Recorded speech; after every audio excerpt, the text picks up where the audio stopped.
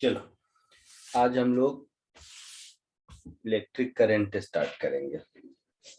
Fundamental mathematical definition electric current का मालूम है? Rate of flow of charge. हाँ सर। तो ये तो सबको पता है।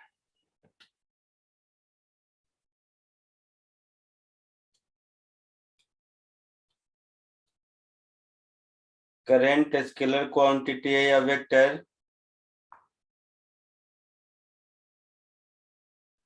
स्केलर। स्केलर है। क्यों स्केलर है?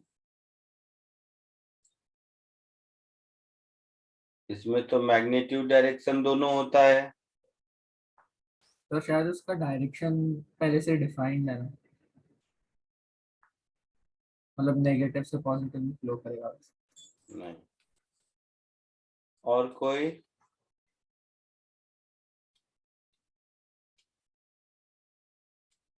और उसका रिजल्टेंट वेक्टर सम नहीं होता और अलजेब्रिक। एग्जैक्टली।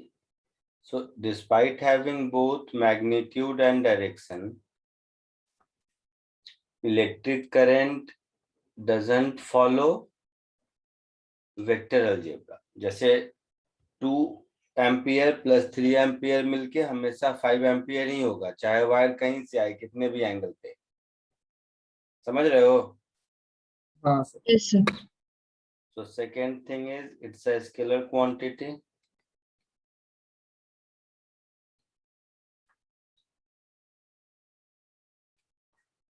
क्यों? as it doesn't follow vector algebra।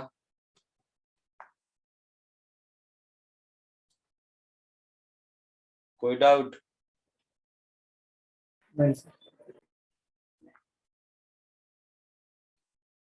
ये फंडामेंटल है या डिराइव्ड है? डिराइव्ड है ना सर? डिराइव्ड है, नहीं फंडामेंटल है। फंडामेंटल बताया था एक बार अच्छे से यार। हाँ सर। ये फंडामेंटल फिजिकल क्वांटिटी है। अरे हाँ सर, एम्पियर।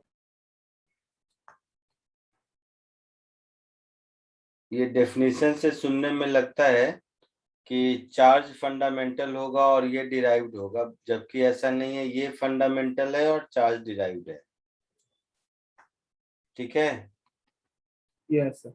तो ये कंफ्यूजन हमेशा रहता है। और इसका ऐसा यूनिट क्या है? एम्पियर। एम्पियर है। एम्पियर। सिंबल में कैपिटल ए। तो ये सब बेसिक चीजें तो इलेक्ट्रिक करंट को लेकर आप लोगों को मालूम होगा। ठीक है? अब थोड़ा आगे बढ़ते हैं। सपोज ये एक कंडक्टर है। थोड़ा सा इस थ्योरी ऑफ कंडक्टर को समझो।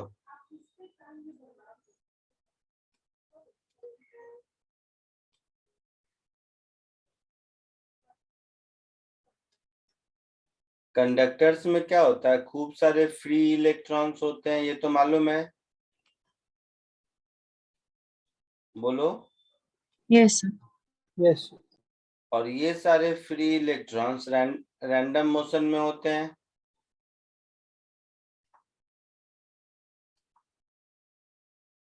है ना? तो यस।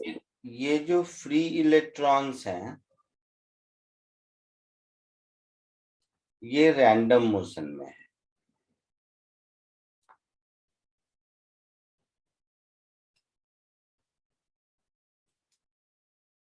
अब अगर इस कंडक्टर के अक्रॉस हम पोटेंशियल डिफरेंस दे दें, मतलब यही कंडक्टर, सब कुछ यही है।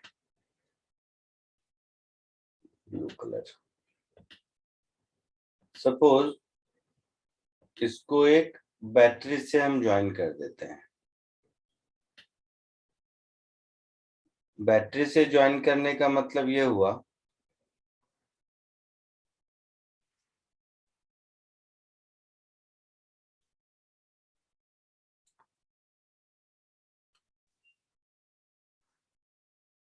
यहाँ पर बैटरी का पॉजिटिव टर्मिनल, यहाँ पर बैटरी का नेगेटिव टर्मिनल। तो ये हायर पोटेंशियल पर होगा ये वाला सेक्शन, और ये वाला सेक्शन लोअर पोटेंशियल पर होगा ऐसा। Yes sir. अच्छा, तो इस कंडक्टर के अंदर जो इलेक्ट्रिक फील्ड होगा वो हायर टू लोअर पोटेंशियल होगा।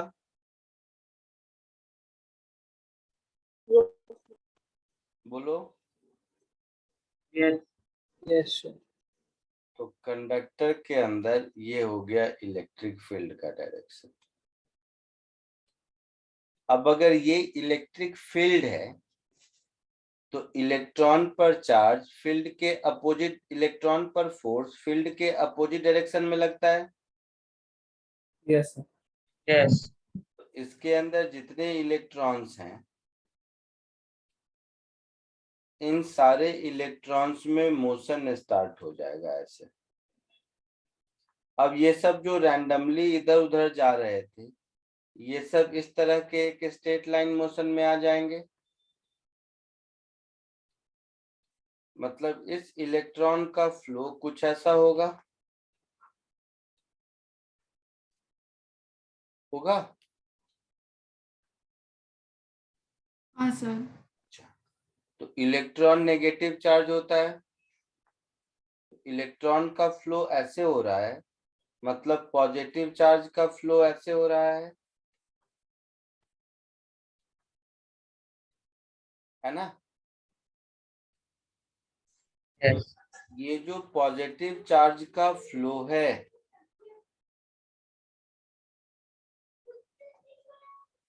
ये जो पॉजिटिव चार्ज का फ्लो है यही करंट है फंडामेंटली, हाँ या ना। हाँ सर।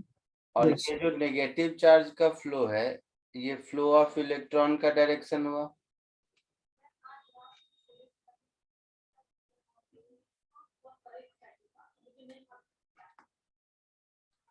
ठीक है, यहाँ तक कोई दिक्कत किसी को?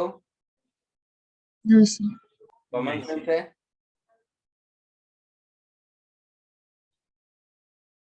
यहाँ तक कोई दिक्कत बोलो। नो। नो इतना पहले जल्दी से कॉपी कर लो फिर आगे बढ़ते हैं।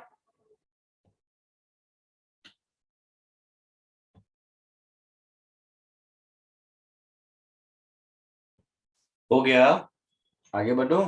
Yes sir. पक्का? हाँ सर।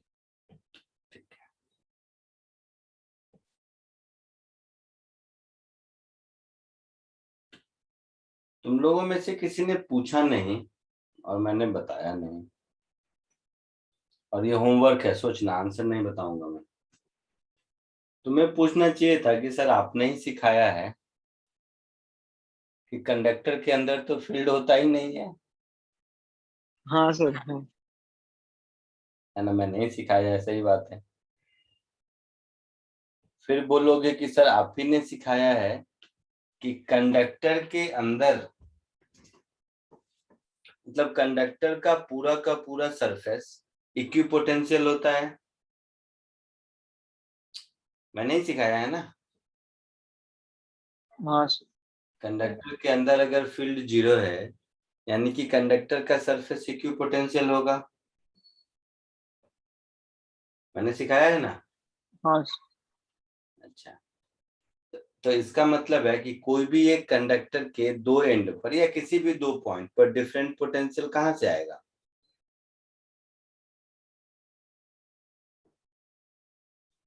तो इसका मतलब दुनिया में कहीं करंट फ्लो ही नहीं करना चाहिए।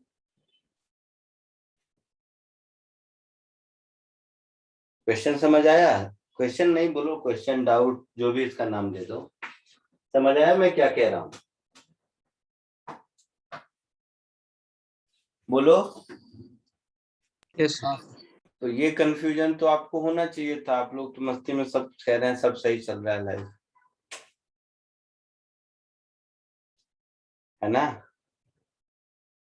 हाँ सर। कुछ तो झोल है, कोई तो फिरकी ले रहा है। सोचना सोचना इसके बारे में सोचना, सोचने के बाद मुझे भी बताना। अब आगे बढ़ते हैं। क्वेश्चन तुम लोग पूछते नहीं हो, तुम लोगों को चीजें एज इट इज लेने की आदत है, लेकिन ये तो फंडामेंटल डिफरेंस दिख रहा है। थोड़ी ऐसा भी नहीं कि बहुत दिन पहले सिखाया मैंने, अभी अभी सिखाया था, है ना? हाँ सर। तो इतना तो सोचना बनता है ना।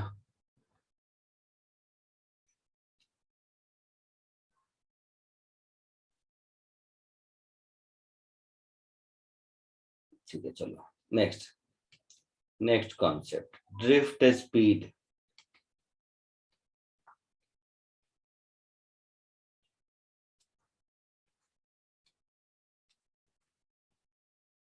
And current density.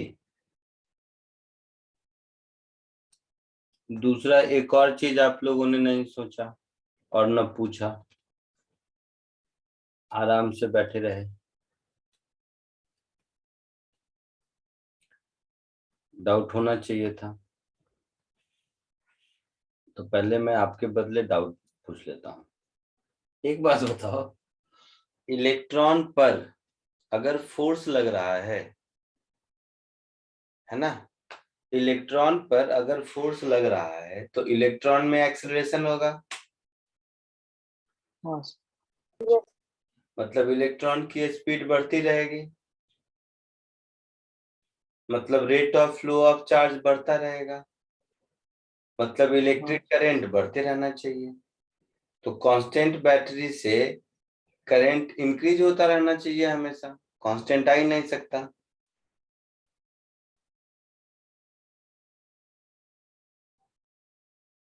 हाँ सर, अच्छी बात है। ये भी नहीं पूछा आपने, आप लोगों को लगा सही चल रहा है, सर ने बैटरी लगा दिया, अब तो करंट फ्लो करेगा, है ना? तो ये एक थॉट प्रोवोकिंग क्वेश्चन है, ऐसा होता है। सच्चाई ये है कि इलेक्ट्रॉन को तो किसी ने नहीं देखा, हाँ सर। है ना? ये सब जो हम लोग कहते हैं इलेक्ट्रॉन का मोशन रैंडम हो रहा था कहीं भी ऐसा वैसा, अप टू सम एक्सटेंट ये एक हाइपोथेसिस है, बिकॉज फिजिकली इलेक्ट्रॉन को किसी ने देखा नहीं, किसी माइक्रोस्कोप से या किसी भी चीज से इस एंटिटी को किसी ने देखा नहीं, तो इसके मोशन को कहाँ से देखेगा? तो इसका मोशन जो रैंडम मोशन हम लोग बोलते हैं, ये कहीं ना कहीं एक हाइपोथेसिस है, हाँ या ना? Yes sir. अच्छा, ठीक है। बैटरी लगाने पर करंट कांस्टेंट फ्लो होता है, ये एक फैक्ट है। ये तो एमीटर में दिखता है, 2 एम्पियर 3 एम्पियर कितने का करंट है। हाँ सर। तो इसका मतलब है जो हमारा थॉट प्रोसेस है कि हमने कंडक्टर के दोनों एंड पर पोटेंशियल अलग अलग दे दिया, तो इलेक्ट्रिक फील्ड हुआ, तो करंट का रैंडम मोशन एकदम लिनियर मोशन में कन्वर्ट हुआ और मोशन हो रहा है। चीजें इतनी आसान नहीं है, ये तो पक्का है। अंदर और भी बहुत कुछ हो रहा होगा जो एज अ ब्लैक बॉक्स हमें दिख नहीं रहा है, हमें सिर्फ एक करंट की रीडिंग दिख रही है ऐसा? हाँ हाँ सर। सर, होना तो चाहिए। हाँ, तो इसके अंदर जो भी चल रहा है, अगेन मैं फिर कहता हूँ, उसको अगर मैं पढ़ाने बैठूं तो ये सिलेबस के बियॉन्ड बहुत लंबा चौड़ा कहानी चला जाएगा, आपके सिलेबस में भी नहीं है। लेकिन इसके अंदर जो कुछ भी हो रहा है उसको लेकर डेफिनेटली, अगर हम लोग ऐसा सोच रहे हैं जो कि नॉर्मल थॉट प्रोसेस है, तो बहुत सारे साइंटिस्ट ने भी तो इसको सोचा ही होगा ना, सोच हाँ के हाँ इस पे काम किया होगा, अपना अपना लॉजिक दिया होगा, अपना अपना हाइपोथेसिस दिया होगा। तो इसके अंदर क्या चल रहा है इसको लेकर बहुत तरह के हाइपोथेसिस हैं, ठीक है? दिखता किसी को नहीं है। अब जिस हाइपोथेसिस का रिजल्ट आपको मैच कर जाए इलेक्ट्रिक करंट के वैल्यू से, जो कि प्रैक्टिकली एमीटर में मेजर हो रहा है, उस हाइपोथेसिस को हम लोग करेक्ट मान लेंगे। यही तरीका है, साइंस ऐसे ही डेवलप होता है। हाँ सर। यस। तो मोर और लेस ये कहानी काइनेटिक थ्योरी ऑफ गैसेस के जैसा है। काइनेटिक थ्योरी ऑफ गैसेस पढ़ चुके होगे, हीट तो हो चुका है शायद ना, हाँ यस कि रैंडम मोशन होता है, कोलिजन होता है, ऐसा कुछ होता है। At the end of the day pressure exerted by gas molecule on the wall को मैच करना चाहिए। अगर मैच करता है तो जो सेट ऑफ हाइपोथेसिस लेके ये काम करना शुरू किया था उसको हम ट्रू मान लेंगे और उसको हम लोग काइनेटिक थ्योरी ऑफ गैसेस कहते हैं। ठीक है। यस तो वैसे ही इसके अंदर चार्ज का मोशन कैसा हो रहा है इसको लेकर बहुत तरह के हाइपोथेसिस हैं। जैसे काइनेटिक थ्योरी में भी काइनेटिक थ्योरी कंप्लीट सच नहीं है। काइनेटिक थ्योरी केवल और केवल वैलिड है मोनोएटॉमिक गैसेस के लिए, वो भी आइडियल गैसेस के लिए, है ना। हाँ सर। हाँ सर जैसे ही मोनोएटॉमिक नहीं होता है तो फिर मैक्सवेल का रूल आ जाता है और भी बहुत चीजें हैं। बट हाँ, up to some extent kinetic theory of gases का हाइपोथेसिस भी कुछ रिजल्ट को टेस्टिफाई करता है, इसलिए पढ़ते हैं। तो ठीक वैसे ही इसको लेकर भी बहुत सारे हाइपोथेसिस हैं। जस्ट मैं आपको ऐसे बता दे रहा हूँ, उसके चक्कर में पढ़ने का नहीं है, अपने सिलेबस में नहीं है। अलग अलग कॉन्ट्रास्टिंग हाइपोथेसिस भी है एक दूसरे को, तो वो सब अभी भी still a matter of research है। लेकिन ये पक्का है finally moral of the story कि सिंस करंट का वैल्यू एमीटर में एक कांस्टेंट रीडिंग है, इसका मतलब है कि कंडक्टर के अंदर इलेक्ट्रॉन्स कांस्टेंट वेलोसिटी से मूव कर रहे होंगे, ये पक्का है। इसका रीजन हमें पता हो या नहीं पता हो ये दूसरी बात है, लेकिन करंट का वैल्यू कांस्टेंट मिल रहा है। इसका मतलब है कि जितने भी इलेक्ट्रॉन्स हैं कंडक्टर के पास, फ्री इलेक्ट्रॉन, उन सब का मोशन एक्सेलरेटेड तो बिल्कुल भी नहीं है और कांस्टेंट वेलोसिटी वाला है। क्लियर? यस यस उसको हम लोग ड्रिफ्ट स्पीड कहते हैं। तो ये ड्रिफ्ट स्पीड टर्म समझ आया?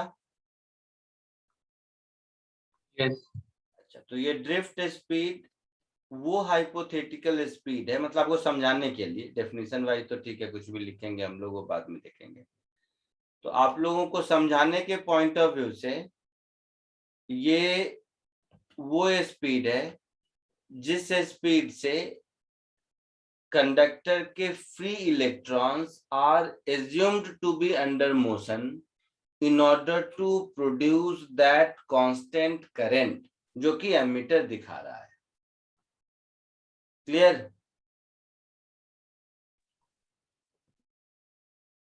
क्लियर है? यस यस सर अच्छा, सो एक चीज देखना था मुझे, देखना इन द सेंस की डायग्राम ड्रॉ करेगा, डायग्राम मिल जाए तो काम चलेगा।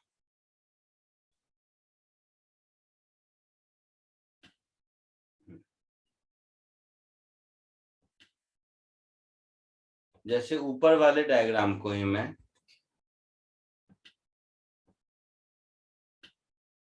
दोबारा ऐसे रिड्रॉ करता हूं,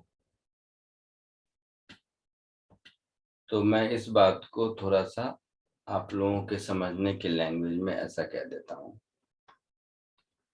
कि यहां पर ये एक एमीटर है। एमीटर क्या होता है पढ़ेंगे हम लोग, बट इतना तो आप लोगों को भी पता है ना कि करंट मेजर करता है। हाँ सर तो हाँ सर। यहाँ पर एक एमीटर है जिसमें करंट ऐसे फ्लो करता हुआ दिखाई देगा, है ना, घूम के।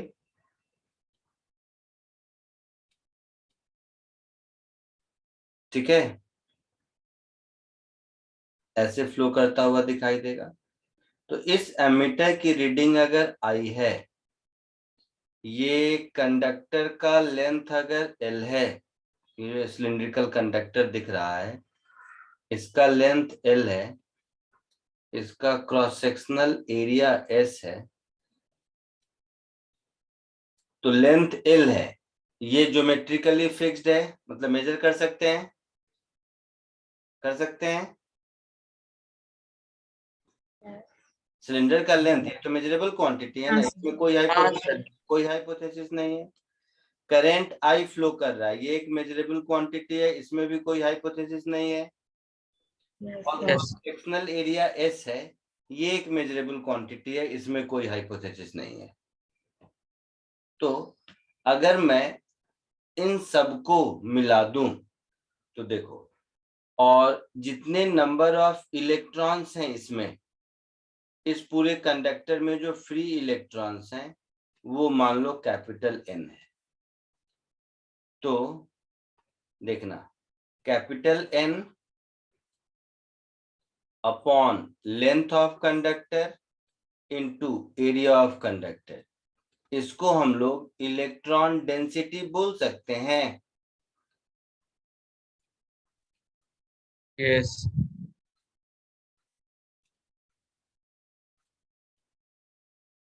इसको हम लोग इलेक्ट्रॉन डेंसिटी बोल सकते हैं, ठीक है। एक दूसरा टर्म डिफाइन करते हैं, करंट डेंसिटी। तो that is electric current per unit surface area, इसको हम लोग करंट डेंसिटी बोलते हैं। एक वर्ड है ऐसे, करंट डेंसिटी। और ये करंट डेंसिटी एक वेक्टर क्वांटिटी है।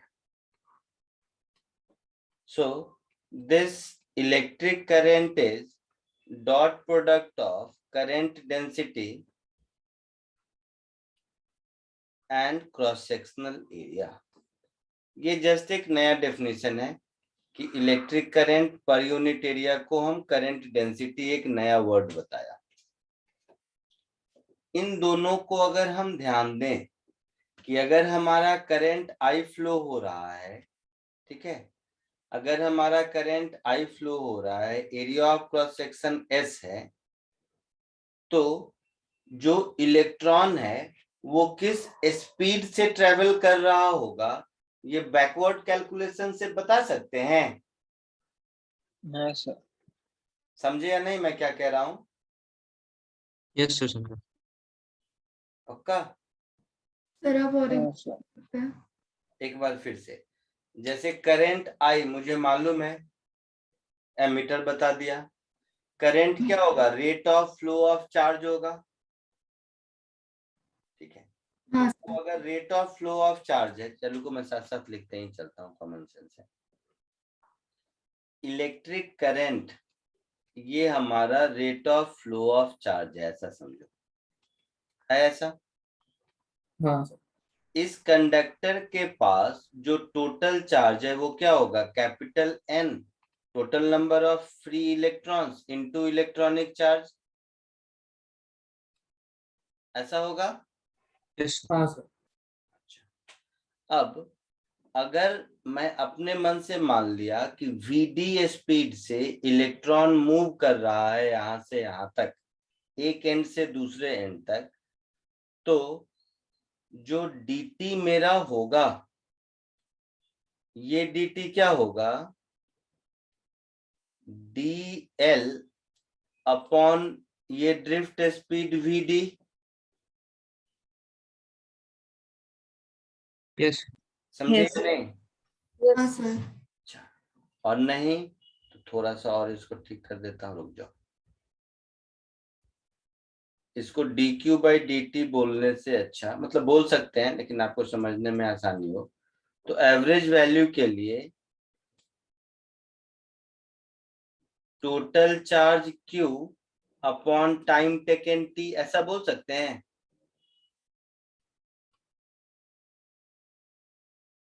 टोटल जितना चार्ज है वो कंडक्टर के एक एंड से दूसरे एंड तक जाने में अगर t टाइम लगा तो rate of flow of charge क्या हो जाएगा? q upon t। Yes sir. अच्छा, q को मैं लिख दूंगा total number of electrons into electronic charge upon time t। Yes. Yes. मतलब इसको मैं ऐसा भी लिख सकता हूं, total number of electron into electronic charge, और टाइम t को लिख देता हूं length of conductor upon drift speed. हाँ सर। हाँ सर। तो total number of electron into electronic charge upon length l into drift speed, this is current I। हाँ sir, तो फिर ड्रिफ्ट Yes. स्पीड आ गया। अच्छा, एक मिनट रुक जाओ। अब इस करंट I को अगर मैं क्रॉस सेक्शनल एरिया से डिवाइड कर दूं, तो current I upon cross sectional area S, तो ये हो जाएगा number of electron into electronic charge upon length L into cross sectional area S into VD। Yes sir. Yes. I upon S ये मेरा करंट डेंसिटी हो जाएगा, और ये हाँ sir. Total number of electron है, उसको अगर ध्यान से देखोगे तो इलेक्ट्रॉन डेंसिटी इनटू वॉल्यूम दिख रहा है ये टर्म, हाँ सर। N अपॉन LS, ये इलेक्ट्रॉन डेंसिटी है। Yes sir. हाँ हाँ, सर। sir. तो ये जो टर्म है N अपॉन LS, ये तो इलेक्ट्रॉन डेंसिटी हुआ ना। Yes. Yes.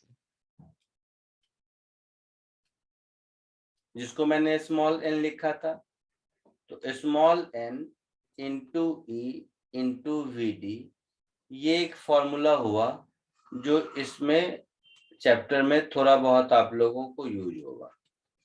इसको हम लोग बोलेंगे relation between drift speed and current density.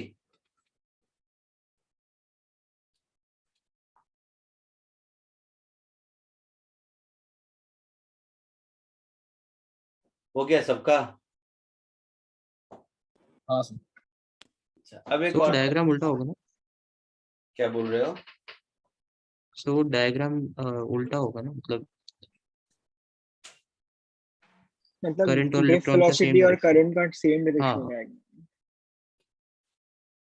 हाँ नहीं, ये मतलब इसमें जो ड्रिफ्ट वेलोसिटी का डायरेक्शन दिया है ना, ये पॉजिटिव चार्ज का दिया है, समझ रहे हो? हाँ, ओके सर। हाँ सर। नेगेटिव अच्छा, चार्ज ओके इधर सर। जा रहा है, मतलब पॉजिटिव चार्ज इधर जा रहा है, समझे? समझा सर। एक और मतलब ये भी थोड़ा सा अभी थ्योरेटिकल है, शुरू का पोर्शन थोड़ा थ्योरेटिकल है, लेकिन है बहुत मजेदार, बट उतना डीप पढ़ना नहीं है, ये आयरन नहीं है। अदरवाइज एक टाइम आता है रिलैक्सेशन टाइम, तो क्या लिख दूं? Drift speed and relaxation time, ये कॉन्सेप्ट है। कॉन्सेप्ट इसलिए बोल रहे हैं क्योंकि इस सब का कोई फिजिकली मतलब वो दिखता तो है नहीं ना, वैसा वाला कहानी है। So drift speed and relaxation time,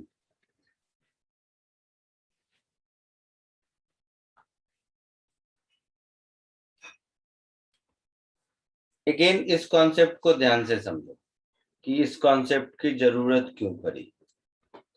तो ऐसे सोचो कि कंडक्टर में बैटरी लगाने से पहले मैंने कहा कि सारे इलेक्ट्रॉन रैंडम मोशन में हैं, मैं नहीं कहा? हाँ सर। आप यस सर। और ये मतलब आप लोग भी मानते हो ऐसा है रैंडम मोशन में। तो ये जो सारे इलेक्ट्रॉन्स रैंडम मोशन में हैं, इन सब का वेक्टर सम जरूर 0 होगा। हाँ सर।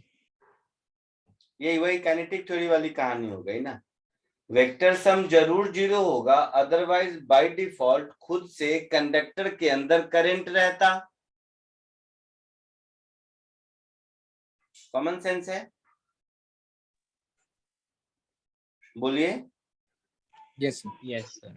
अच्छा, तो सपोज ये कंडक्टर के अंदर जो खूब सारे इलेक्ट्रॉन्स इधर उधर घूम रहे हैं, इन सब का जो वेलोसिटी है, पहली बात तो अलग अलग वेलोसिटी है, u i लिख देता हूं, अलग अलग वेलोसिटी है।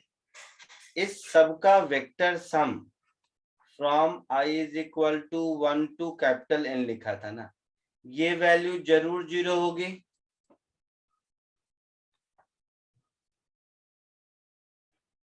है ना? हाँ सर। अब ये वैल्यू जरूर 0 होगी, लेकिन स्विच दबाते ही करंट फ्लो होने लग जा रहा है। तो ये रैंडम मोशन वाला सब कुछ कहानी तुरंत से ये ऊपर ड्रिफ्ट स्पीड वाले कांस्टेंट वेलोसिटी को मैच कर गया, ये थोड़ा सा अनबिलीवेबल लगता है। समझ रहे हैं आप? हाँ सर। मतलब ये इलेक्ट्रॉन जो रैंडमली जा रहा है, उसमें जैसे ही मैंने स्विच ऑन किया, सब पर फोर्स लगा, आपस में कोलिजन, ये सब कहानी होके ये जो स्ट्रीमलाइन फ्लो की कहानी है कि सब ड्रिफ्ट स्पीड से जाने लगा, ये सब कहानी होने में टाइम लगा होगा ना? ये सब कहानी होने में टाइम लगा होगा। हाँ Yes. अच्छा, तो इन जनरल ध्यान से समझना सब लोग, ये बड़ा बहुत ही अच्छा कॉन्सेप्ट है। फर्क सिर्फ ये है कि उतना टाइम नहीं है, नहीं तो और माइन्यूट डिटेल में जाते, बट फिर भी कोशिश करता हूँ समझाने की। और फिर कह रहा हूँ बुक में नहीं मिलेगा, बुक ढूंढ के नहीं मिलेगा, मतलब बुक में तो है ही, लेकिन आप पढ़ने बैठोगे वो समझ में ही नहीं आएगा, वो कहानी यहाँ लिखी होगी। अगर मैं कॉमन सेंस से देखूं तो थोड़ी देर के बाद हर एक मतलब किसी ith इलेक्ट्रॉन की वेलोसिटी को मैं लिखूंगा v is equal to u plus AT।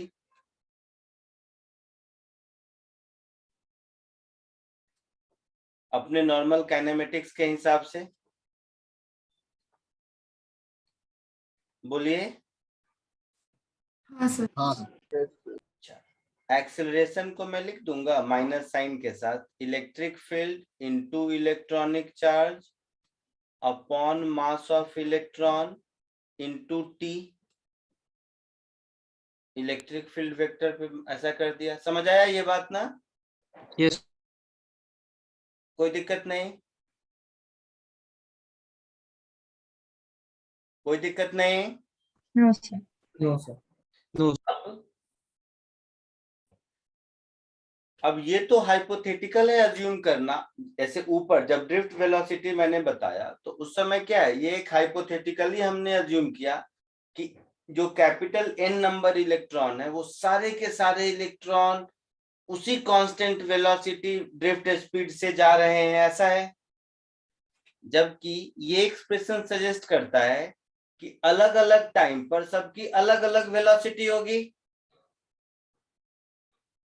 ये एक्सप्रेशन तो यही सजेस्ट करता है ना? हाँ सर।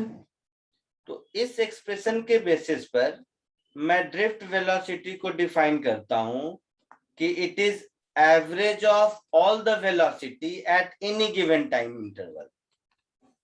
चेंज नहीं हो रहा है मतलब कांस्टेंट है। करंट की वैल्यू चेंज नहीं हो रही है मतलब ड्रिफ्ट वेलोसिटी कांस्टेंट है, हाँ या ना? हाँ यस अब वो ड्रिफ्ट वेलोसिटी जो कांस्टेंट है वो सारे इलेक्ट्रॉन का सेम है, ये कह के मैं ऊपर बढ़ गया। लेकिन ये भी तो हो सकता है कि सारे इलेक्ट्रॉन का डिफरेंट है बट एवरेज ये है, हाँ सर तो भी मुझे वही रिजल्ट मिलेगा ना? हाँ सर तो भी तो मेरा करंट का वो वाला आई जस्टिफाई होगा होगा। हाँ सर तो ड्रिफ्ट स्पीड को अब हम डिफाइन करते हैं कि average of velocity of free electrons at any interval of time. अगर कांस्टेंट आ गया मतलब ये ड्रिफ्ट वेलोसिटी का कॉन्सेप्ट सही है। क्लियर? सोच के देखिए। हाँ सर ठीक है, तो इस एक्सप्रेशन को यहां सब्स्टिट्यूट कर देते हैं, तो देखिएगा 1/n कॉमन, ये हो जाएगा summation of ui from I is equal to 1 to n minus, ये पार्ट समझना है, E सबके लिए कांस्टेंट दिख रहा है, स्मॉल e सबके लिए कांस्टेंट है, मास ऑफ इलेक्ट्रॉन सबके लिए कांस्टेंट है। तो ये जो टाइम है ना, ये टाइम वेरी करेगा।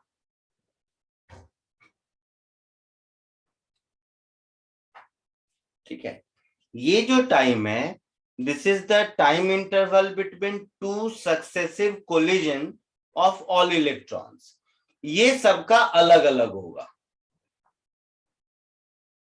ठीक है, तो ये वाला जो टर्म है ये तो 0 होगा, अभी ऊपर देखा था हमने। हाँ सर। Yes, sir. ये टर्म 0 हो गया, तो ये टर्म 0 हो गया। तो अब थोड़ा सा मैं इसको ऐसे लिख देता हूं, जो ड्रिफ्ट स्पीड वेलोसिटी हो गई, इसको मैं लिख देता हूं minus of E into E upon mass of electron into summation of Ti from I is equal to n 1 to n divided by n, ऐसा लिखेंगे। और अगर ड्रिफ्ट वेलोसिटी को कांस्टेंट होना है, जो कि हमारा सजेस्ट करता है करंट का वैल्यू, इसका मतलब है कि ये पूरा का पूरा एक कांस्टेंट है, और इस कांस्टेंट को हम लोग एवरेज रिलैक्सेशन टाइम कहते हैं।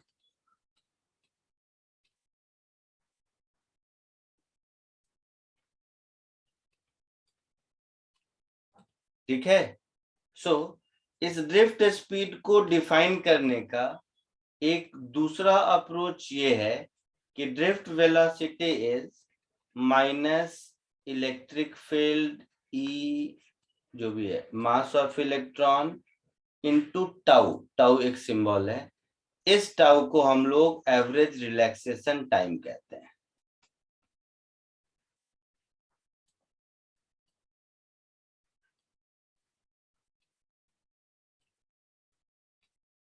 तो इंडिविजुअल रिलैक्सेशन टाइम कुछ भी हो, अगर एवरेज रिलैक्सेशन टाइम कांस्टेंट है किसी भी कंडक्टर का, इसका मतलब है कि हमारा ड्रिफ्ट स्पीड कांस्टेंट रहेगा।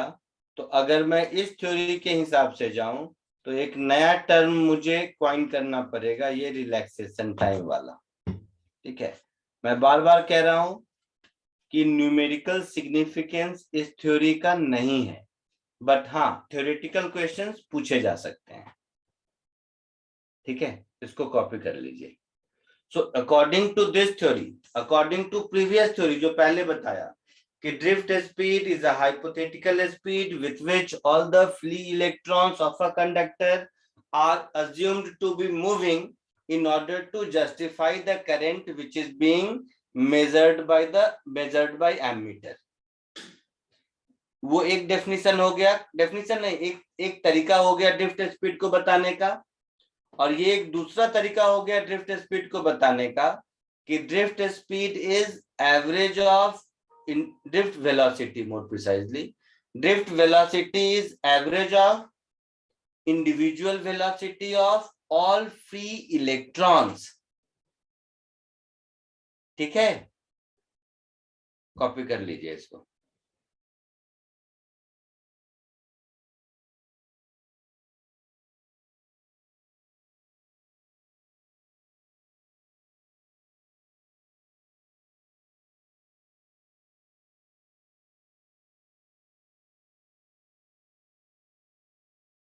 हो गया सर। हो गया, आगे बढ़ो, आगे बढ़ो, सबका हुआ। Yes sir. अब देखो,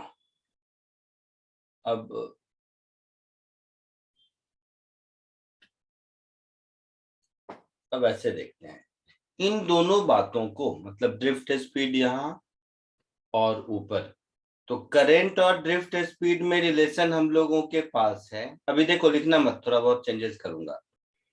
क्या रिलेशन ऊपर था? J is equal to small n, जल्दी बोलो, इंटू E इंटू VD, ऐसा था? हाँ सर। पक्का? तो यहां से मैं I को क्या लिखूंगा, करंट को, N into cross sectional area S into E into VD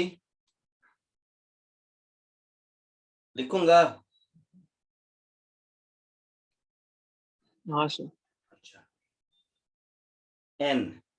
N को मैं लिख दूंगा कैपिटल N, ध्यान से देखना, capital N upon S into L, ऐसा लिखूंगा, into S into E into VD। बोलो हाँ या ना?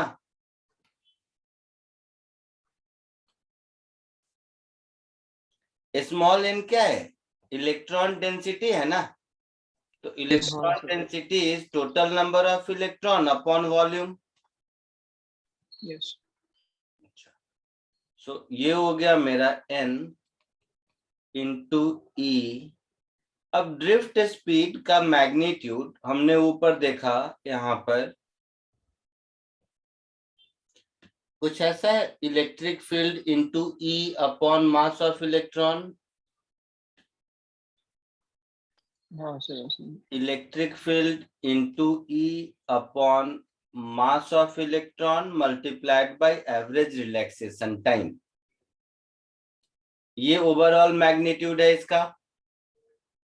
और यहाँ का एक लेंथ ऑफ कंडक्टर L, ये दिख रहा है आपको? Yes.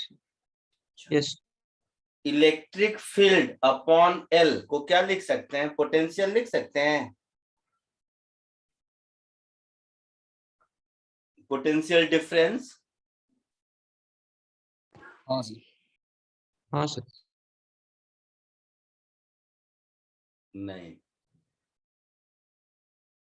Electric field I mean electric field is potential difference upon L, ऐसा होता है।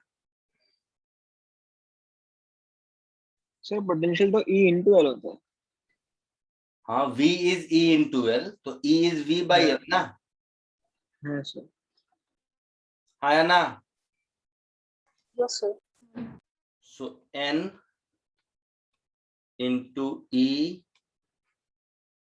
E यहाँ भी है, E यहाँ भी है, तो E स्क्वायर कर दो।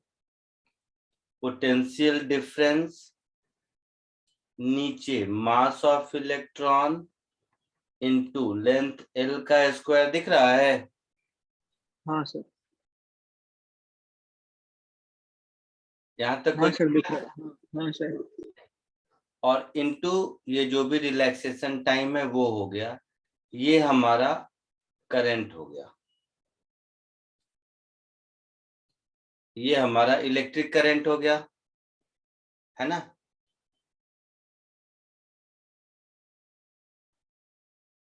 एक मिनट,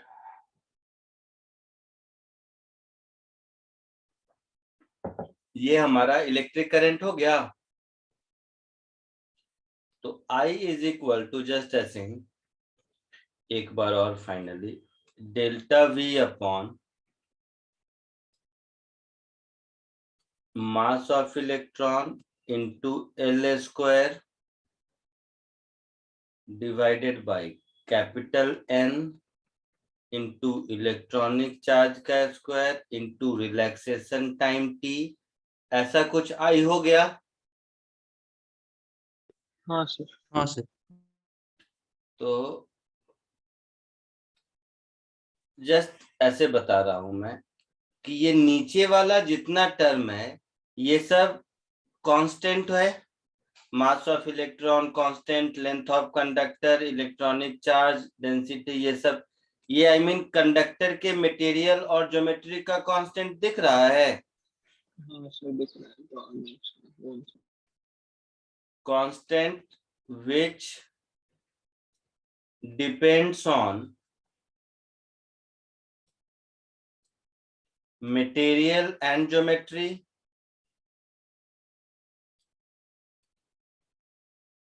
कोई डाउट किसी को? yes, nice. तो एक्चुअल में यही रेजिस्टेंस है।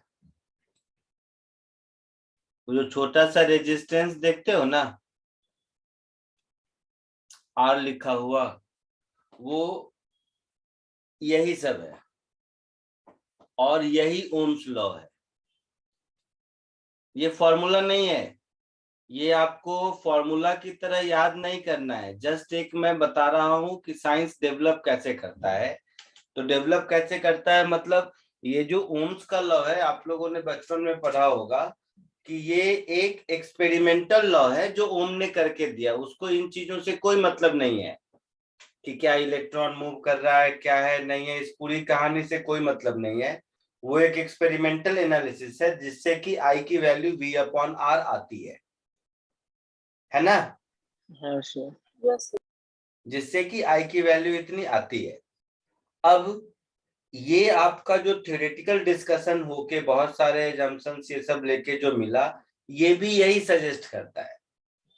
तो कोई पूछेगा ओम्स लॉ का डेरिवेशन, तो मैं ये नहीं बोल सकता कि इसको ये ओम्स लॉ का डेरिवेशन है, क्योंकि ओम्स लॉ तो एक्सपेरिमेंटल लॉ है ना, हाँ सर। है ना? तो ओम्स लॉ वैसे ऑल टुगेदर सेपरेट चीज है, बट ये भी, ये जो डिस्कशन इतनी देर से हम लोग कर रहे हैं, ये भी मोर और लेस ओम्स लॉ को ही सजेस्ट करता है ना? हाँ yes, तो ये जो मैं अभी जो कुछ भी बताया, ये बुक वगैरह में मुश्किल है मिलना, लेकिन आपको समझाने का ये पर्पस था कि ऐसा नहीं होता है साइंस में कि जिसको जो मन आया लॉ दे दिया। हर लॉ का एक्सपेरिमेंटल वैलिडिटी होना चाहिए, थ्योरेटिकली करेक्ट होना चाहिए, उसमें कोई फ्लॉ, तब जाके लॉ बनता है। ठीक है? तो इसको मैं बोल सकता हूं theoretical discussion of Ohm's law.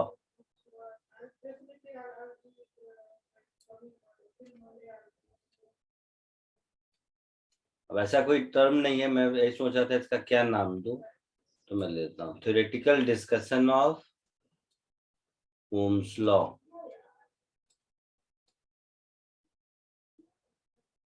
इसका ये मतलब नहीं है कि यही वाला डिस्कशन करेक्ट, मतलब ये एक थॉट प्रोसेस है, ऐसे बहुत सारे हैं।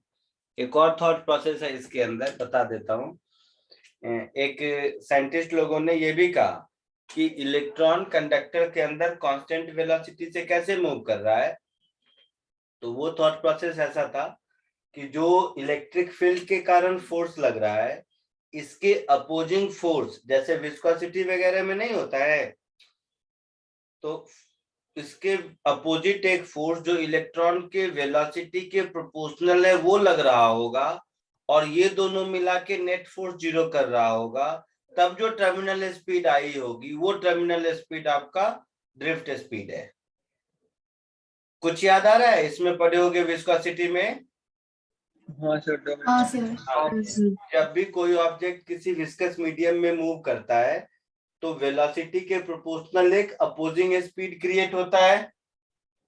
हाँ सर। Yes, हाँ अब अपोजिंग फोर्स, और वो अपोजिंग फोर्स जब ड्राइविंग फोर्स के बराबर हो जाता है, तो फिर वो तब उसकी कांस्टेंट वेलोसिटी वेलोसिटी, कांस्टेंट हो जाती है, जिसको टर्मिनल वेलोसिटी टर्मिनल कहते हैं। वेलोसिटी। हाँ सर। हाँ सर, ठीक वैसे ही एक दूसरा scientific, I mean theoretical discussion इसका ऐसा भी है कि रैंडम मोशन में इलेक्ट्रॉन घूम रहा है, सही है, इलेक्ट्रिक फील्ड लगा लिया, सबकी वेलोसिटी इंक्रीज हुई, ये भी सही है, बट वेलोसिटी जैसे जैसे इंक्रीज हो रहा है, वैसे वैसे ये विस्कस फोर्स के जैसा एक अपोजिंग फोर्स भी इंक्रीज हो रहा है।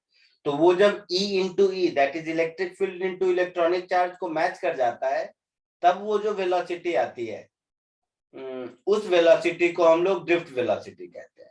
और वो मैच करने में सबको अलग अलग टाइम लगता है ना? तो वो हो गया आपका रिलैक्सेशन टाइम। समझा। हाँ सर, समझा। हाँ चमका। पक्का? तो ये सब थ्योरेटिकल डिस्कशन है, इसका कोई सब्जेक्ट के प्रॉब्लम सॉल्व करने से बहुत ज्यादा लेना देना नहीं है। लेकिन हाँ, एटलीस्ट जितना मैं बोला इतना कम से कम एक इंक्विजिटिव ब्रेन में चलते रहना चाहिए। अदरवाइज प्रॉब्लम तो वो V = IR, ओम्स लॉ, ये सब तुम लोग करते रहोगे, वो भी जाएगा। ठीक है, कॉपी कर लो इसको।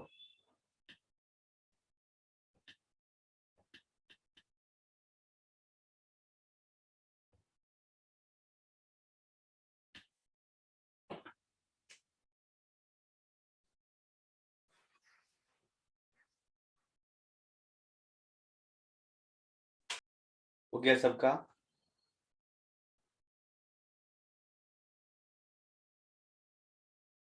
यस। आगे बढ़ो। हाँ सर। हाँ। ठीक है।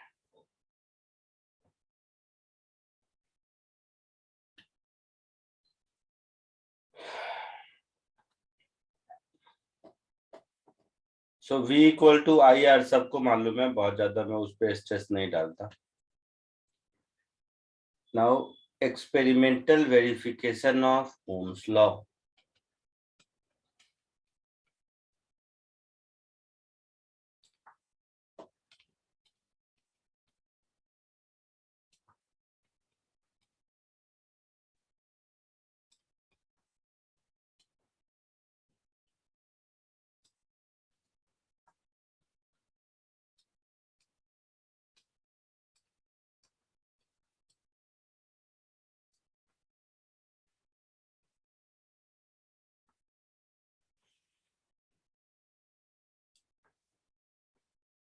सो सिमेट्रिकली ये ओम्स ने जो एक्सपेरिमेंट किया था ये उसका सेटअप है।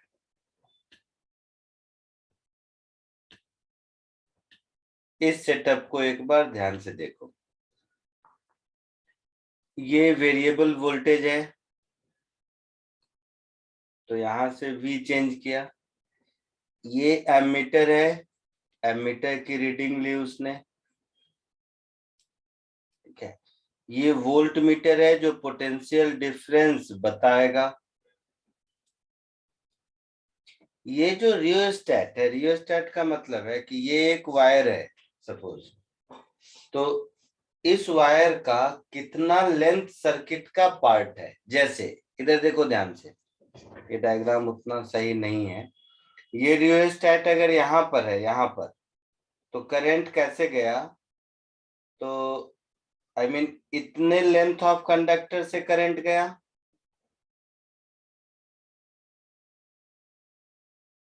मतलब यहाँ पर आपका कोई इंसुलेटिंग मटेरियल है, तो करंट का फ्लो कैसा होगा, यहां से ऐसे, यहाँ इंसुलेटिंग मटेरियल तो इसके आगे नहीं जाएगा, तो यहाँ से ऐसे, यहाँ से ऐसे।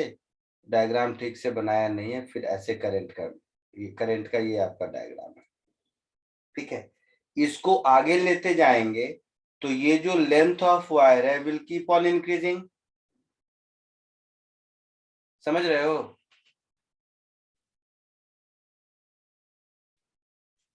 ये जो वायर का लेंथ, तो ये लेंथ इंक्रीज होगा तो रेजिस्टेंस इंक्रीज होगा। तो इस तरह से जितने परम्यूटेशन कॉम्बिनेशन हो सकते हैं, वोल्टेज को इंक्रीज करके, रियोस्टेट को आगे पीछे करके, लेंथ ऑफ कंडक्टर इंक्रीज करके ताकि रेजिस्टेंस इंक्रीज हो।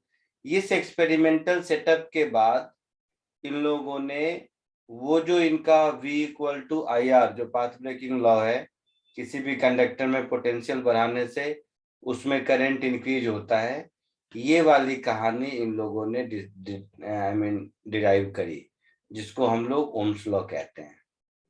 ठीक है, तो V equal to I R मैं नहीं लिखता हूं, मैं जो सिखा रहा हूं वो देखो।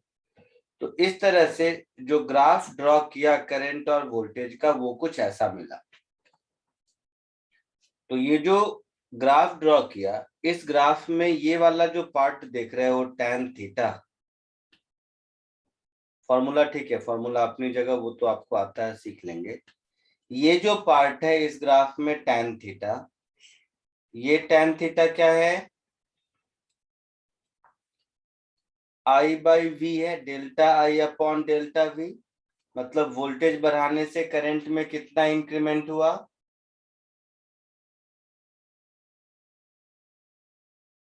है ना? Yes, तो जो हमारा इक्वेशन है V is equal to I R, इस इक्वेशन से I अपॉन V क्या होगा, 1/r होगा।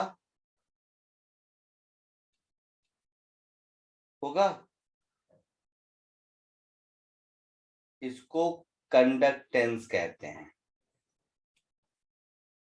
सुना है आप लोगों ने। हाँ sir. Conductance is 1 upon resistance, ठीक है। और बाकी वो लेंथ वेंथ क्रॉस सेक्शनल एरिया चेंज करके resistance R is rho into L upon cross sectional area S। इसमें रो को हम लोग कंडक्टिविटी कहते हैं, ठीक है। हाँ सर। हाँ रो कंडक्टिविटी है, सॉरी रो रेजिस्टिविटी है, गलत बोल दिया। हाँ सर, रेजिस्टिविटी होगी। हाँ, रो रेजिस्टिविटी है, रो का रेसिप्रोकल कंडक्टिविटी कहलाएगा। और ये जो सिग्मा दिख रहा है ये कंडक्टेंस है, ये कंडक्टेंस है। रो को हम लोग रेजिस्टिविटी कहते हैं।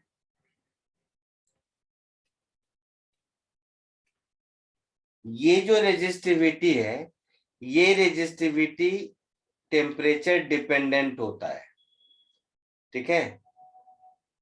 और ये रेजिस्टिविटी चूंकि टेम्परेचर डिपेंडेंट होता है, इसका मतलब है कि रेजिस्टेंस भी टेम्परेचर डिपेंडेंट होगा, है ना।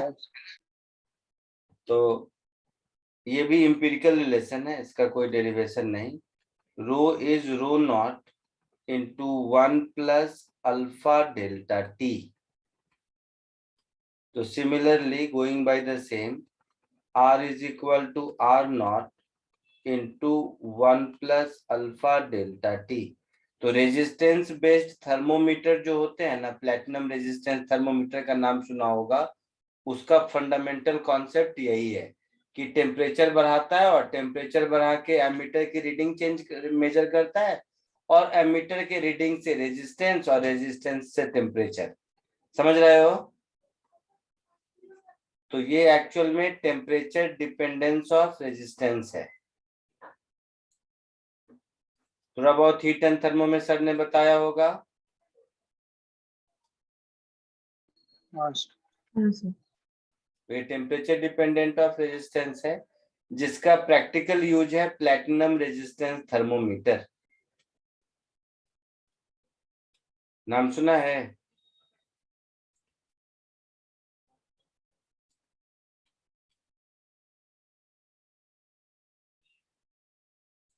So in general, with the increase in temperature, resistance of a conductor is assumed to be increasing linearly, और उसका जो coefficient of I mean increase है, जो भी उसको thermal coefficient of temperature resistance है, उसको जैसे हीट एंड थर्मो में नहीं कहते थे कोएफिशिएंट ऑफ थर्मल एक्सपेंशन, याद है। तो उसी के जैसा ये है, नया कुछ भी नहीं। ये इंपिरिकल रिलेशन है। These all are empirical relation. Empirical relation मतलब एक्सपेरिमेंटली डिराइव हुआ है।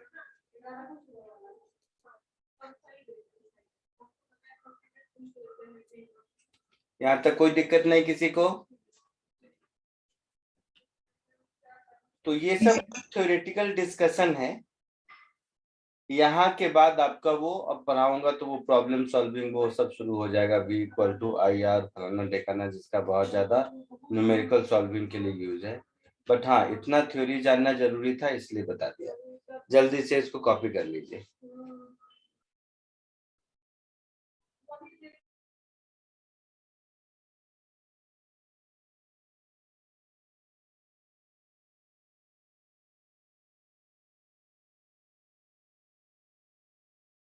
हो गया, हो गया। हाँ सर, हो गया। Yes. अब फटाफट अभी जो पढ़ाया उस पे बेस्ड छोटा छोटा 2-4 क्वेश्चन, क्योंकि जेई मेंस में पूछता है भाई, एडवांस में तो नहीं, बट मेंस में ये छोटे छोटे जो कॉन्सेप्ट बताया ना मैंने, ड्रिफ्ट स्पीड और ये सब, इस सब से रिलेटेड क्वेश्चन पूछता है। कुछ नहीं कर सकते, होता बहुत चिंदी है, बट वन टाइम जॉब है, करना तो पड़ेगा। तो 2-4 क्वेश्चन करा देता हूँ। तो फर्स्ट इसको जितना जल्दी जल्दी करोगे उतना फटाफट ज्यादा क्वेश्चन कराऊंगा। और एक आध क्वेश्चन है जिसके साथ छोटा थोड़ा बहुत मुझे थ्योरी भी सिखाना है, बट वो क्वेश्चन के थ्रू ही सीखेंगे। बीच में मैंने स्किप किया है, उसको स्किप नहीं किया है, एक्चुअल में थ्योरेटिकल डिस्कशन उतना ज्यादा जैसे जैसे जरूरत पड़ेगी वैसे वैसे करूंगा।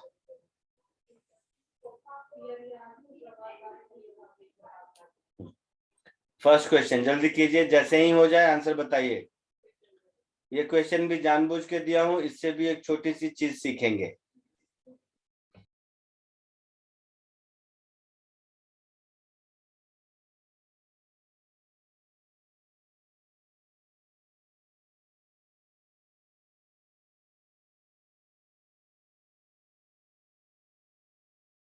Done, sir.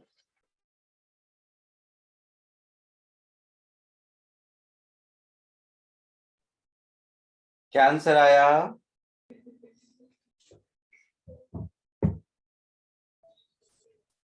So बोलिए कुछ क्या? 7 into 10 raised to minus 7 कुछ तो है। कितना?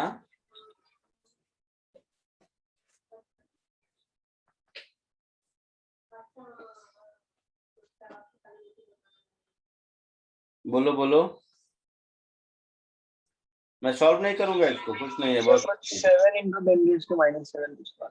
हाँ, हाँ सर 7.3 into हाँ 10 सर। raised to minus 7 0.735 micrometre, that हाँ इज सर 10 raised to हाँ सर 6 मीटर पर सेकेंड, ऐसा कुछ आया आंसर। हाँ सर हाँ सर। हाँ मैं इसके थ्रू जस्ट एक बात कहना चाह रहा हूँ कि थ्योरेटिकली भी कंडक्टर के अंदर जो इलेक्ट्रॉन होता है ना, बहुत धीरे धीरे धीरे धीरे चलता रहता है। वो ऐसा नहीं कि एकदम करंट के जैसा फास्ट मूव कर रहा है लगता है।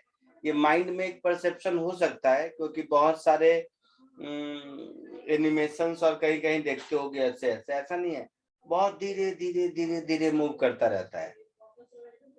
ये एक प्रैक्टिकल वैल्यू है, ऐसा ही होता है। ठीक है,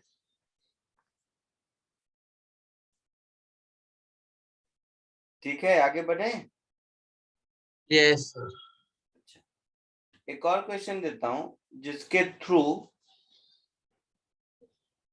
थोड़ा सा थ्योरी भी देखने की कोशिश करेंगे। इसमें टाइम भी पूछा है ना?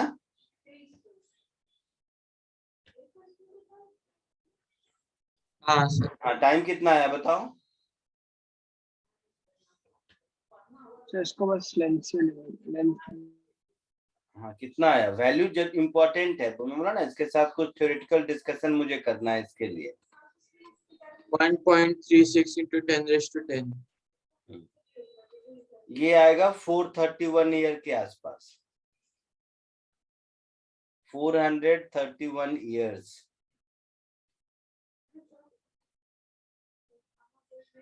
समझ आ रहा है इन दोनों बातों से कि कितना कम स्पीड होता है?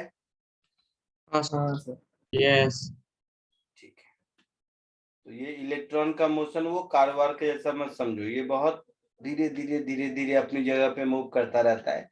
क्योंकि कंडक्टर के पास नंबर ऑफ फ्री इलेक्ट्रॉन्स ज्यादा रहते हैं, इसीलिए करंट की वैल्यू सिग्निफिकेंट दिखती है। अदरवाइज कंडक्टर के अंदर फ्री इलेक्ट्रॉन का मोशन एकदम धीरे धीरे होता है। ठीक है, नेक्स्ट क्वेश्चन। इसके थ्रू सॉल्व तो कर लोगे 1 और 2 इसमें से, बट इसके थ्रू एक छोटी सी चीज भी सिखाऊंगा इसलिए दिया।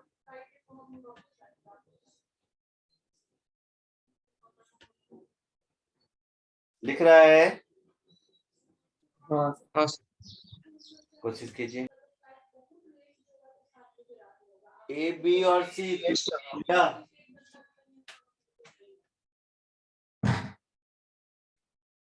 ए का तो आ गया होगा आंसर। हाँ हाँ सर कैसे आया? इलेक्ट्रिक फील्ड क्या होगा? Potential difference. यस सर ठीक है, यस तो हाँ, मैं कैलकुलेट नहीं करूंगा, बता दो क्या आंसर आया। सर 4 ही है 4 volts में 4 वोल्ट पर मीटर, ऐसा? हाँ सर हाँ सर। इसमें कुछ मैं देख नहीं रहा, मैं तुम लोग की बात। Current density J is equal to I by S. I by S. I by S. क्या आया इससे? 2.5 into 10 raised to 6.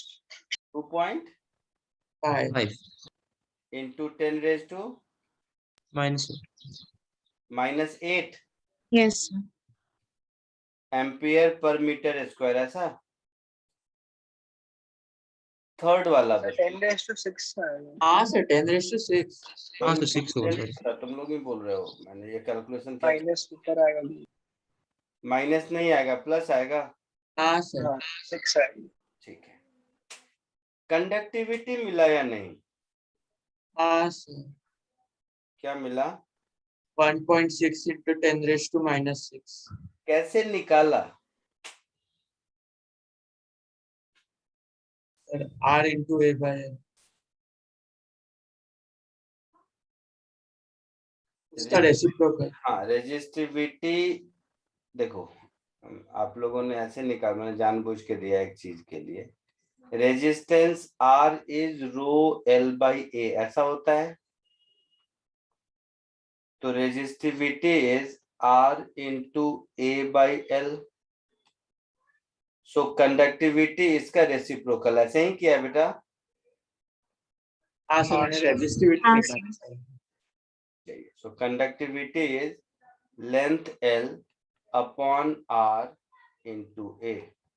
एरिया दिया हुआ है, पोटेंशियल डिफरेंस, एरिया, लेंथ और करंट, इतना कुछ दिया हुआ है।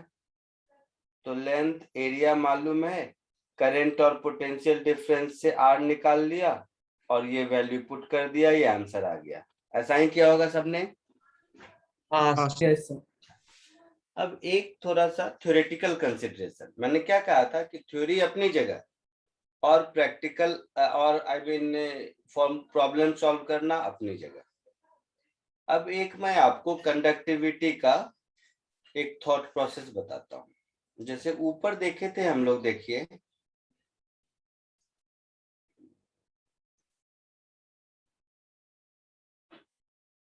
हाँ, ये सब कहानी ऐसा कुछ किया था ना, I is equal to delta V upon ऐसा कुछ, ये सब, या उससे भी ऊपर J के टर्म में अगर करें, और थोड़ा ऊपर चले जाते हैं, ये तो ड्रिफ्ट स्पीड हो गया। मतलब मैं ये कहना चाहता हूँ, देखिएगा एक दूसरा जो अल्टरनेटिव अप्रोच है वो आपके दिमाग में थ्योरेटिकली बैठाना चाहता हूँ।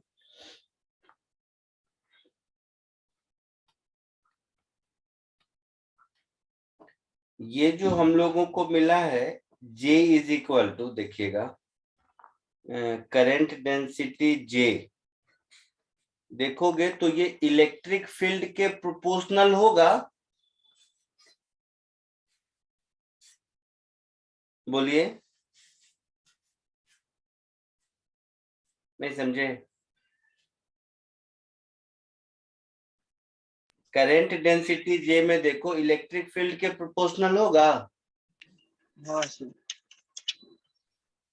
तो current density J electric field के प्रोपोर्शनल होता है, और ये जो प्रोपोर्शनलिटी कांस्टेंट है यही कंडक्टिविटी है ना? देख लो, इससे भी यही आंसर आएगा। मतलब अब आंसर तो आप लोग चेक कर लो, आप लोगों को जो भी आया है। हाँ सर वही है. J और E निकाल चुके हो पहले आप लोग A और B में, हाँ सर. हाँ सर. है ना? तो J और E के बीच का जो प्रोपोर्शनलिटी कांस्टेंट होता है यही कंडक्टिविटी है। इतना मेहनत करने की जरूरत नहीं थी। क्लियर है? हाँ सर. हाँ. आगे बढ़े।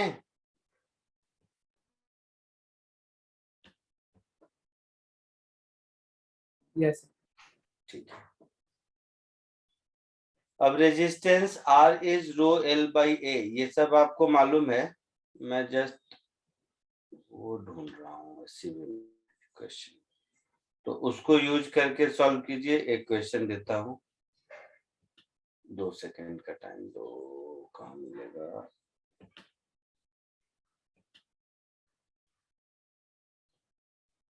बस 2 सेकंड, 2 सेकंड।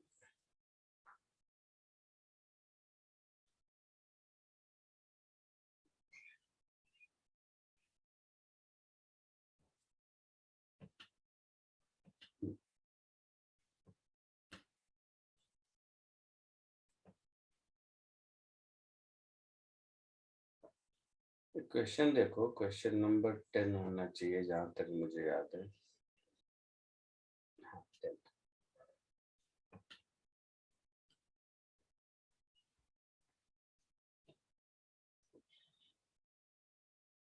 एक इसको सॉल्व कीजिए, थर्ड वन।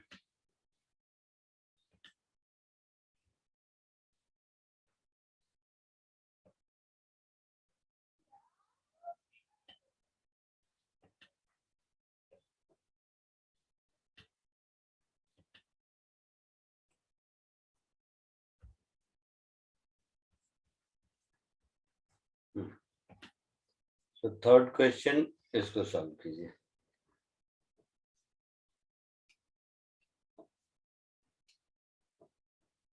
दिख रहा है सबको?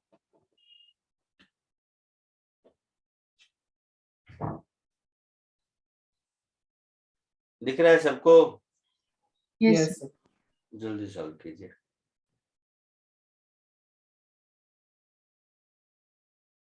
क्या आंसर आया?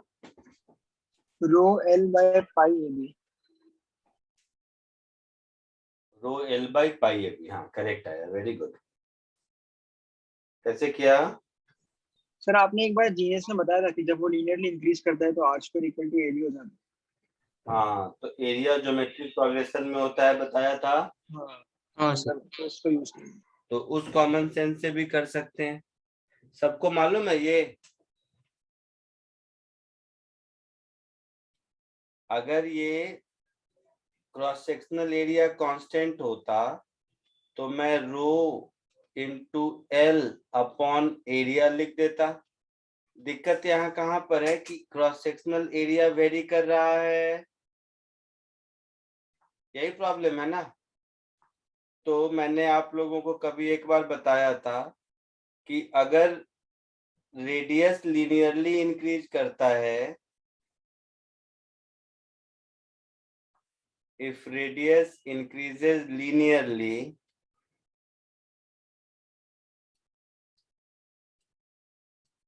then r square या cross sectional area, then cross sectional area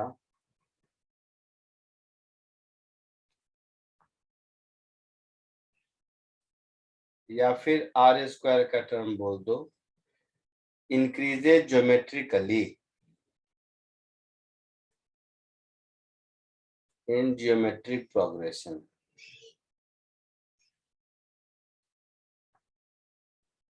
सब लोगों को ये बात पता है या कोई ऐसा भी है जिसको नहीं मालूम है इसमें? तो वहां से जो इस एरिया की एवरेज वैल्यू मिलेगी पाई आर स्क्वायर, वो पाई ए बी हो जाएगी। तो हम आंसर इसको सीधा सीधा बोल देंगे rho L upon pi A B. ये एक मेथड है सॉल्व करने का। अगर नहीं तो नॉर्मल मेथड से भी हम लोग इसको सॉल्व कर सकते हैं। नॉर्मल मेथड से सॉल्व करने का मतलब है कि अगर हम यहां से x डिस्टेंस पर dx लेंथ का कंडक्टर लें तो उसका रेडियस हो जाएगा a plus x into tan theta which is b minus a by l। ये समझ में आया? r as a function of x। हाँ सर। तो अगर ये r as a function of x समझ आ गया तो सेकेंड मेथड से इसको ऐसे कर सकते हैं।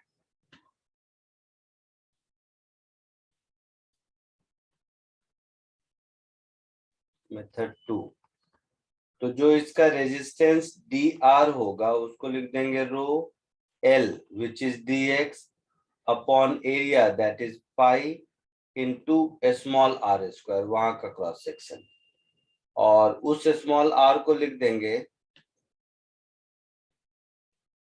रो अपॉन पाई इधर dx, और इसको लिख देंगे a plus b minus a divided by l into x का होल स्क्वायर। ये देखने में टर्म बड़ा लग रहा है बट वैसा कुछ बड़ा नहीं है। फिर दोनों ओर इंटीग्रेट कर देंगे, सो इंटीग्रेटिंग बोथ साइड्स ये मुझे मिल जाएगा total resistance R is rho upon pi integral of dx upon this much that is a plus, वो देखने में ऐसा लग रहा है b minus a by l, कुछ भी है कांस्टेंट ही है ना, इसका whole square from x is equal to 0 to l put कर देंगे। तो ये 1 बाई एक्स स्क्वायर का इंटीग्रेशन माइनस 1 बाई एक्स, ये सब करने के बाद देखोगे आ जाएगा rho into L upon pi a into B, ये आपका आंसर आ जाएगा। ठीक है, कॉपी कर लीजिए इसको जिसको करना है। आज के लिए इतना ही, नेक्स्ट लेक्चर में मिलते हैं।